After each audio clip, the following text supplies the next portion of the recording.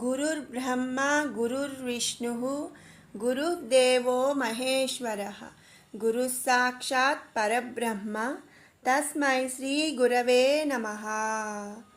Hi viewers, welcome to my channel Shadruchulu by Kiran. ఈ శ్లోకం చెప్పగానే మీ అందరికీ తెలిసిపోయి ఉంటుందండి. ఈ వీడియోలో మనం ఈరోజు గురు పౌర్ణమి గురించి చెప్పుకుంటున్నాం. ముందు గురు పౌర్ణమి అసలు ఎందుకు జరుపుకుంటాము, ఏ రోజు జరుపుకుంటాము, అసలు ఈ రోజు విశిష్టత ఏమిటి అనేది, మన పురాణాలు ఏం చెబుతున్నాయి అనే ఎన్నో విషయాలని మనం ఈ వీడియోలో తెలుసుకుందాము. 2024 సంవత్సరం గురు పౌర్ణమి ఎప్పుడు వచ్చింది అంటే జూలై 21వ తారీఖున వచ్చింది. గురు పౌర్ణమి అసలు ఎప్పుడు జరుపుకుంటాము? ఆషాఢమాస పౌర్ణమి రోజు మనం గురు పౌర్ణమి జరుపుకుంటాము. ఇక అసలు గురు పౌర్ణమి రోజు విశిష్టత ఏమిటి అనేది మన పురాణాలు ఏం చెబుతున్నాయి అంటే, ఆది గురువైన మహాశివుడు ఈ ఆషాఢ పౌర్ణమి నాడే సప్తర్షులకు జ్ఞానబోధ చేశాడని, అందుకనే గురు పౌర్ణమి జరుపుకుంటామని శివపురాణం ప్రకారం చెబుతోంది. ఇక ఈ గురు పౌర్ణమిని వ్యాస పౌర్ణమి అని కూడా అంటాము. ఆ వ్యాస పౌర్ణమి అనే పేరు ఎందుకు వచ్చింది అనే విషయానికి వస్తే, ఆది గురువైన వేదవ్యాసుడు, శివపురాణం ప్రకారం ఆది గురువు మహాశివుడు, ఆ తర్వాత ఆది గురువు వేదవ్యాసుడు, అతని అసలు పేరు కృష్ణ ద్వైపాయనుడు. మరి ఈ వ్యాసుడు ఆది గురువు ఎలా అయ్యాడు అనే విషయానికి వస్తే, వేదాలను 4 భాగాలుగా విభజించి వేదవ్యాసుడు అయ్యాడు. వేదాలతో పాటు మహాభారతం, భాగవతం, అష్టాదశ పురాణాలు ఇవన్నీ కూడా వ్యాస మహర్షి రచించారు. ఆయన అందించిన ఆధ్యాత్మిక వారసత్వం కారణంగానే వ్యాసుడిని ఆది గురువుగా కొలుస్తున్నారు. ఇక ఈ ఆషాఢ పౌర్ణమి రోజు ఆ వ్యాస మహర్షి పుట్టారు కాబట్టి ఈ ఆషాఢ పౌర్ణమిని గురు పౌర్ణమిగా, అలాగే వ్యాస పౌర్ణమిగా జరుపుకుంటూ తమ తమ గురువులను పూజించి వారి ఆశీస్సులను తీసుకుంటున్నాము. గురుర్బ్రహ్మ గురుర్విష్ణుః గురుర్దేవో మహేశ్వరః గురుః సాక్షాత్ పరబ్రహ్మ తస్మై శ్రీ గురవే నమః. మనిషి పుట్టినప్పటి నుంచి మరణించేదాకా కూడా ప్రతి క్షణం ఏదో ఒక కొత్త విషయాన్ని నేర్చుకుంటూనే ఉంటాము. ఏ మనిషి కూడా పుట్టుకతో అన్ని విషయాలు నేర్చుకోరు. అలాగే ఈ వయసు తర్వాత ఏ విషయం నేర్చుకోరు అనే విషయం కూడా అనే రకంగా కూడా ఉండదన్నమాట. ప్రతిరోజు మనం పుట్టిన దగ్గర నుంచి మరణించేదాకా కూడా ఏదో ఒక కొత్త విషయాన్ని నేర్చుకుంటూనే ఉంటాము. మరి అలా నేర్చుకునే ప్రతి అంశం వెనుక కూడా గుప్తంగా ఒక గురువు అనేది దాగి ఉంటాడు. అంతే కదండి. ఇప్పుడు మనం ఒక వంట నేర్చుకున్నాం అనుకోండి, మన అమ్మ దగ్గర నుంచి చూసి నేర్చుకుంటాం. ఇంకొంచెం పెద్దయ్యి పెళ్ళిళ్ళు అయిపోయిన తర్వాత ఒక టీవీలో కానీ, లేదా అత్తగారి దగ్గర నుంచి కానీ, ఫ్రెండ్స్ దగ్గర నుంచి కానీ, ఇలా ప్రతి ఒక్కళ్ళ దగ్గర నుంచి ఏదో ఒక కొత్త వంటకం అనేది నేర్చుకుంటూ ఉంటాం. అలాగే ఒక వ్యాపారం కానివ్వండి, ఒక పని కానివ్వండి, ప్రతి విషయం కూడా ఏదో ఒక కొత్త విషయాన్ని మనం నేర్చుకుంటూనే ఉంటాము. దాని వెనక ఎవరో ఒకళ్ళు మనకి నేర్పించే వాళ్ళు, లేదా మనకి దాని గురించి చెప్పిన వాళ్ళు అనేది ఉంటారనమాట. వాళ్ళందరూ కూడా గురువుతోనే సమానం. అతడు నేర్చుకునే ప్రతి అంశం వెనుక గుప్తంగా, అంటే కనిపించకుండా ఒక గురువు అనేది దాగి ఉంటారు.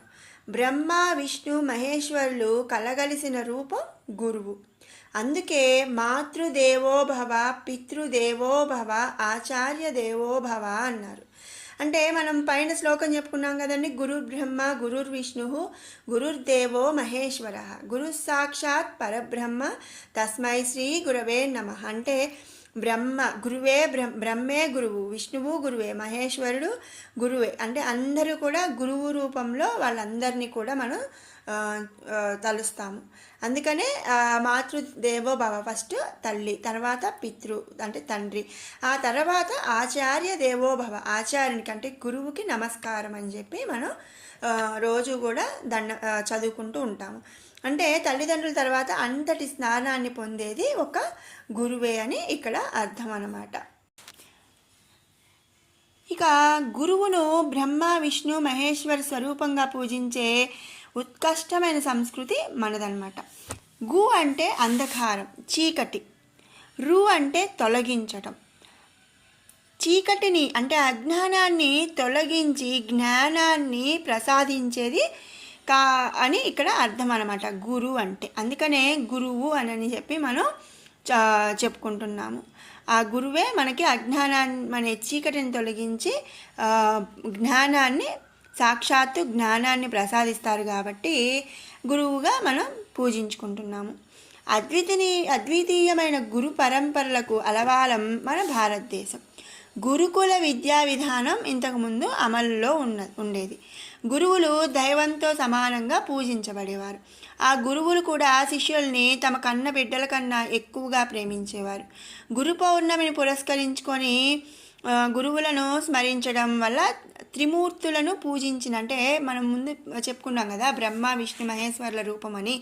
మరి గురువును ఒక్కరిని పూజించడం వల్ల వాళ్ళ ముగ్గురిని కూడా పూజించిన పుణ్యఫలం లభిస్తుంది. ఇక గురు పౌర్ణమి ఎందుకు జరుపుకుంటాము అనే విషయానికి వస్తే, ఆది గురువైన మహాశివుడు ఆషాఢ పౌర్ణమి నాడు సప్తర్షులకు జ్ఞానబోధన చేశాడని శివపురాణం చెబుతుంది. ఆషాఢ పౌర్ణమి నాడు దత్తాత్రేయుడు తన శిష్యులకు జ్ఞానబోధ చేసిన రోజుగా దత్త చరిత్ర చెబుతుంది. ఇక వ్యాస మహాముని ఈ రోజున సత్యవతి సంతనులకు జన్మించాడని, కొన్ని సంవత్సరాల తర్వాత ఆయన ఇదే రోజున వేదాలను 4 భాగాలుగా ఋక్, యజుస్, సామ, అథర్వణ అంటే 4 వేదాలుగా విభజించాడని ప్రతీతి. ఈ పుణ్య విశేషాలన్నీ కూడా ఆషాఢ పౌర్ణమి రోజు జరిగాయి కాబట్టి ఈ ఆషాఢ పౌర్ణమిని గురు పౌర్ణమిగా, అలాగే వ్యాస పౌర్ణమిగా మనం జరుపుకుంటున్నాం. ఆషాఢ శుద్ధ పౌర్ణమిని గురు పౌర్ణమి లేదా వ్యాస పౌర్ణమి అని అంటున్నాము. ఈరోజు ఏం చేయాలి అంటే, మన గురువులను పూజించి గురువులకు కానుకలు బహుమతులు సమర్పించి, అలాగే వారిని సత్కరించి వారి ఆశీర్వాదములు తీసుకుంటారు. మన జీవితానికి మార్గనిర్దేశం చేసి ముక్తి వైపు నడిపించేందుకు ప్రతిఫలంగానే ఇవన్నీ కూడా చేస్తారన్నమాట. గురువు అంటే ఆధ్యాత్మిక జ్ఞానాన్ని బోధించేవాడు. చాలామంది హిందువులు తమ గురువులతో జీవితాంతం అనుబంధం ఏర్పరచుకొని ఉంటారు. ఇది కుటుంబ సంబంధం కూడా కావచ్చు, తరతరాలకు కూడా ఈ సంబంధం అనేది కొనసాగవచ్చు. హిందూ మతంలో గురువును భగవంతునికి భక్తునికి మధ్య సంధానకర్తగా కూడా భావిస్తూ ఉంటారన్నమాట. ఇక ఈ ఆషాఢ శుద్ధ పౌర్ణమి యొక్క విశిష్టత ఏమిటి అంటే, దీనికి ఏంటంటే ఒక చక్కటైన ఒక కథ, పూర్వం జరిగిన ఒక కథ అనేది ఉంది. ఆ కథ ఏమిటి అనేది మనం ఇప్పుడు తెలుసుకుందాం. పూర్వం వారణాసిలో ఒక పేద బ్రాహ్మణ దంపతులు ఉండేవారట. ఆ బ్రాహ్మణుని పేరు వేదనిధి, ఆయన సతీమణి పేరు వేదవతి. వీరిరువురు ఎల్లప్పుడూ చక్కని ఆధ్యాత్మిక చింతనతో భక్తి జ్ఞానం కలిగి జీవించేవారు. ఇంకా సంతాన భాగ్యం కోసం ఎన్నో నోములు నోచినా, ఎన్ని వ్రతాలు చేసినా ఫలితం లేకపోయింది. ఒకనాడు వేదనిధికి ప్రతిరోజు మధ్యాహ్న సమయంలో వ్యాస భగవానులు రహస్యంగా గంగానదికి స్నానానికై వస్తూ ఉంటారని తెలిసింది. ఎలాగైనా సరే వ్యాస మహర్షి దర్శనం పొందాలని ప్రతిరోజు కూడా ఆ వేదవతి 1000 కళ్ళతో వెతకనారంభించింది. ఈ క్రమంలో ఒకరోజు ఒక భిక్షువు రూపం ధరించి దండధరుడైన వ్యక్తిని వేదనిధి గమనిస్తాడు. వెంటనే వేదనిధి వారి పాదాలను పట్టుకుంటాడు. ఆ భిక్షువు చీదరించుకొని కసురుకుంటాడు. అయినా సరే పట్టిన పాదాలను మాత్రం విడవకుండా, మహానుభావ, తమరు సాక్షాత్తు వ్యాస భగవానులని నేను గ్రహించాను, అందుచేతనే మిమ్మల్ని శరణు పొందగోరుచున్నాను అంటాడు. కరుణించి వేదనిధిని ఆప్యాయంగా చేరదీసి ఏమి కావాలో కోరుకోమంటారు వ్యాస మహర్షి. రేపు నా తండ్రి గారి పితృకార్యం, దానికి తమరు బ్రాహ్మణార్థమై భోజనానికి మా ఇంటికి తప్పక దయచేయాలని వేడుకుంటాడు. అందుకు ఆ మహర్షి వేదనిధి ఆహ్వానాన్ని అంగీకరిస్తాడు. అనంతరం ఎంతో సంతోషంగా ఇంటికి చేరుకున్న వేదనిధి తన సతీమణికి గంగానదీ తీరాన జరిగిన వృత్తాంతమంతా వివరిస్తాడు. మరుసటి రోజు ఉదయమే ఇచ్చిన మాట ప్రకారం వారి గృహానికి విచ్చేసిన వ్యాస మహర్షిని ఆ దంపతులు సాదరంగా లోనికి ఆహ్వానించి అతిథి సత్కారము చేసి పూజిస్తారు. అనంతరం దేవతార్చనకు తులసీ దళాలు, పువ్వులను సిద్ధం చేస్తారు. వారి పూజ అనంతరం ఎంతో శుచిగా వంటకాలను సిద్ధపరిచి శ్రాద్ధ విధులను విధి విధానంగా నిర్వహిస్తారు. అనంతరం ఆ దంపతులు ఆ వ్యాస భగవానునికి సాష్టాంగ నమస్కారం చేస్తారు. వారి ఆతిథ్యానికి ఎంతో సంతోషపడి ఆ మునిశ్రేష్ఠుడు, ఓ పుణ్య దంపతులారా, మీకు ఏం వరం కావాలో కోరుకోండి అంటాడు. ఎన్ని నోములు వ్రతాలు చేసినా సంతాన భాగ్యం మాత్రం మాకు కలగలేదు అని బదులు పలుకుతారు. అందుకు త్వరలోనే మీకు తేజోవంతులు, ఐశ్వర్యవంతులు అయిన 10 మంది పుత్ర సంతతి కలుగుతుందని ఆశీర్వదిస్తాడు. ఈ క్రమంలో వేదనిధి, వేదవతి దంపతులు వ్యాసముని అనుగ్రహంతో సుఖ సంతోషాలు అంత్యమున విష్ణు సాయుధ్యాన్ని పొందగలిగారు. ఇక వేదవ్యాసుడు మానవ జాతికి మంచి ఆధ్యాత్మిక వారసత్వాన్ని అందించి వెళ్ళాడు కాబట్టి ఆయనను మానవాళి కంటికి గురువుగా భావిస్తారు. వేదవ్యాసుని పూర్వనామం కృష్ణద్వైపాయుడు.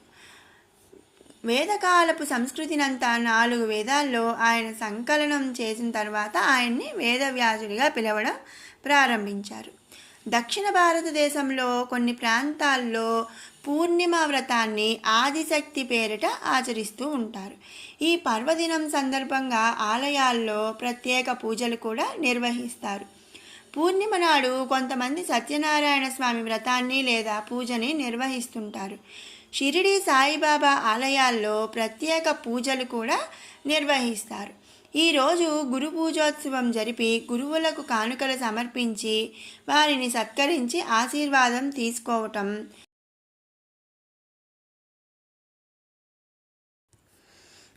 ఇక గురు పౌర్ణమి రోజు ఏం పనులు చేస్తే మంచిది అనే విషయానికి వస్తే, ఈ గురు పౌర్ణమి రోజున గురువు అనుగ్రహం కోసం గురువుని పూజించడం చాలా మంచిది.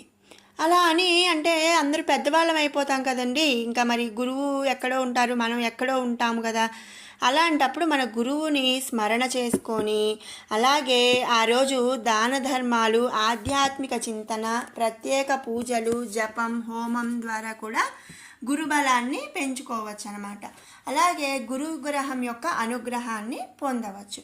వేదాల్లో, పురాణాల్లో, శాస్త్రాల్లో వర్ణించిన గురుతత్వాన్ని అన్వేషించి ఆరాధించి ఆనందాన్ని పొందాలి. ఇక గురు పౌర్ణమి రోజు వీలైనంత వరకు కూడా దక్షిణామూర్తి ఆరాధన, దత్తాత్రేయ ఆరాధన చేయటం చాలా మంచిది. శ్రీ హయగ్రీవాయ నమః అని జపం చేసుకోవడం కూడా చాలా మంచిది. విద్యార్థులు, చదువుకునే వాళ్ళందరూ ఈ శ్రీ హయగ్రీవాయ నమః అనే నామాన్ని నిరంతరం జపం చేయటం చాలా అంటే చాలా మంచిది. ఈరోజు వేదాన్ని బ్రహ్మదేవుడు తన కుమారుడైన వశిష్ఠ మహర్షికి, ఆయన తన కుమారుడైన శక్తి మహర్షికి ఉపదేశం చేశాడని కూడా బ్రహ్మపురాణంలో చెబుతున్నారు. శక్తి మహర్షి తన పుత్రుడైన పరాశర మహర్షికి, ఆయన తన కుమారుడైన వ్యాస మహర్షికి ఈరోజు అంటే ఆషాఢ పౌర్ణమి రోజు ఉపదేశించారని చెప్తున్నారు. గురు పౌర్ణమి, ఇక అసలు మొట్టమొదటి గురు పౌర్ణమి కథ మనం ఈ వీడియోలో తెలుసుకుందాము. యోగ సంప్రదాయంలో శివుడిని దేవుడిగా చూడడం, ఆయనను ఆదియోగి, మొట్టమొదటి యోగిగా భావిస్తాం. 15,000 సంవత్సరాలకు పూర్వం హిమాలయ శిఖరాలలో ఒక యోగి ప్రత్యక్షమయ్యాడు. ఆయన ఎక్కడి నుంచో వచ్చాడు. ఆయన పుట్టు పూర్వోత్తరాలు ఏమిటో ఎవరికీ తెలియదు. ఆయన తనను తాను పరిచయం చేసుకోలేదు. ఆయన పేరు కూడా ఎవరికీ తెలియదు. అందుకే ఆయనను ఆదియోగి, మొదటి యోగి అని ప్రస్తావిస్తారు. ఆయన వచ్చి కూర్చున్నాడు, ఏమీ చేయలేదు. ఆయన సజీవంగా ఉన్నాడనటానికి ఆయన కళ్ళ నుంచి నిరంతరం స్రవించే పరమానంద బాష్పాలు తప్ప మరే సూచన లేదు.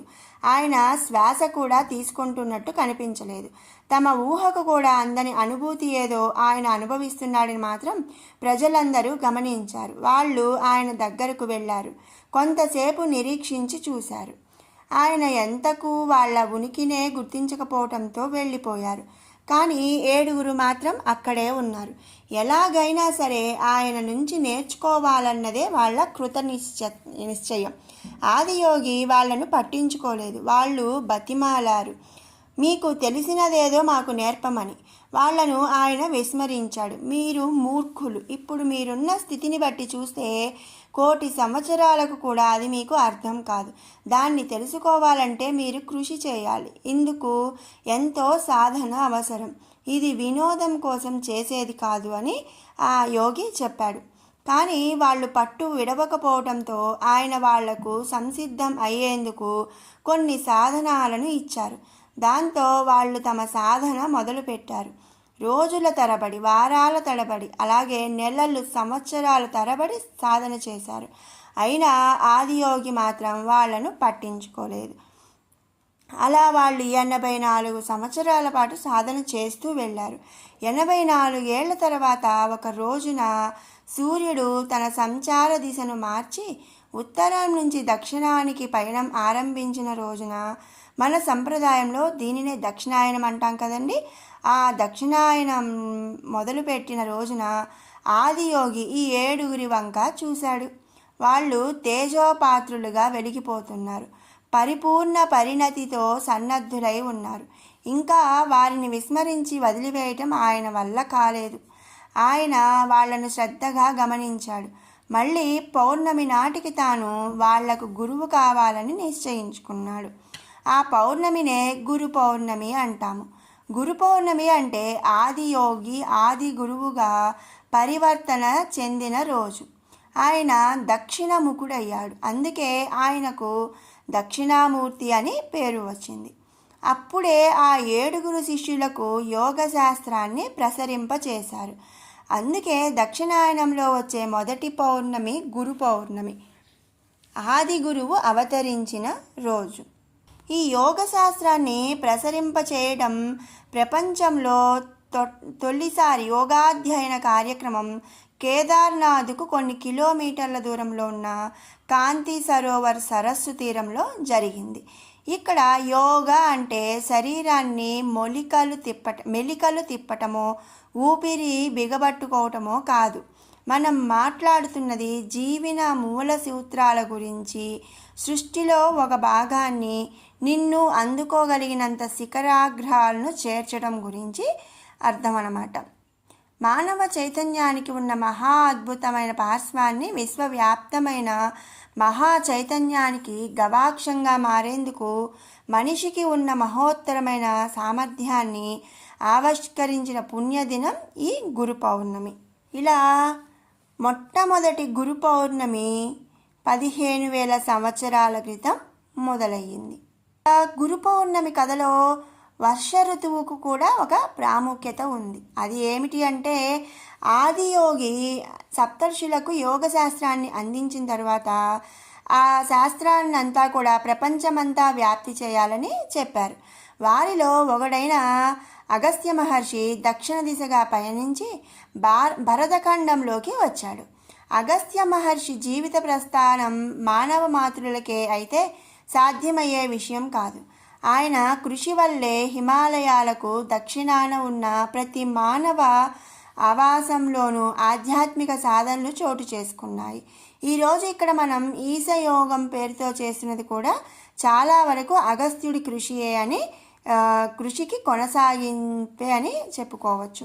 దక్షిణ దిశగా అగస్త్యుడు చేసిన యాత్ర యోగులలో, ఆధ్యాత్మిక సాధకులలో ఒక కొత్త ఒరవడిని ఏర్పరిచింది. వీళ్ళు కూడా ఋతుచక్రంలో మార్పుల బట్టి ఒక సమయంలో హిమాలయ ప్రాంతాలు వదిలి దక్షిణంగా వెళ్ళిపోవటం, మరొక సమయంలో తిరిగి హిమాలయాలకు వెళ్ళటం సాగించారు. ఈ ఆనవాయితీ కొన్ని వేల సంవత్సరాల పాటు సాగింది.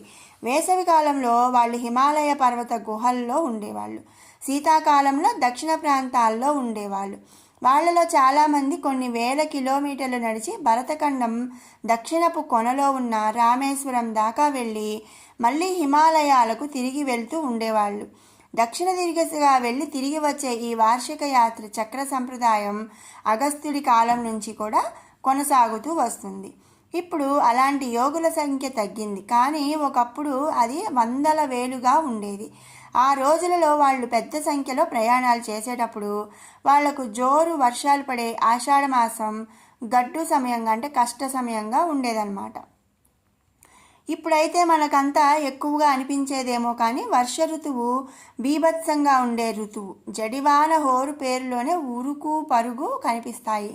అలా ప్రకృతి ఉధృతంగా ఉన్నప్పుడు కాలినడక చాలా కష్టమయ్యేదంట. ఈ ఒక్క మాసం మటుకు సాధారణంగా ప్రతి వారు ప్రయాణం మాని అందుబాటులో ఉన్న వసతి స్థానంలో ఆగిపోవాలని నిర్ణయించుకునేవాళ్ళు. ఇక చాలా సంవత్సరాల తర్వాత గౌతమ బుద్ధుడు కూడా బౌద్ధ భిక్షువులు ఈ నెలలో విశ్రాంతి తీసుకోవాలనే నియమం విధించాడంట. ప్రయాణం దుస్సాధ్యమైన వాతావరణ పరిస్థితుల్లో వాళ్ళు ఒక నెల పాటు ప్రయాణాలు చేసేవాళ్ళు. ఆ నెలంతా చాలామంది సాధకులు ఒకే చోట నివాసం ఉండేవాళ్ళని, నిరంతరం గురుస్మరణలో గడిపే సంప్రదాయం ఏర్పడిందని చెప్తున్నారు. గురు పౌర్ణమి అసలు ఎందుకు జరుపుకుంటాం, అది ఎప్పుడు వస్తుంది, దీనికి ఉన్న 2 ప్రాచీన కథలు, ఇన్ని విశేషాలు మనం విన్నాం కదా. అందరూ కూడా గురు పౌర్ణమి రోజు తమ తమ గురువులను స్మరించుకొని, అలాగే వీలైనంత వరకు కూడా దాన ధర్మాలు చేస్తూ ఆధ్యాత్మిక చింతనతో గురు అనుగ్రహాన్ని పొందాలని ఆశిస్తున్నాను. ఓం శ్రీ గురుభ్యో నమః.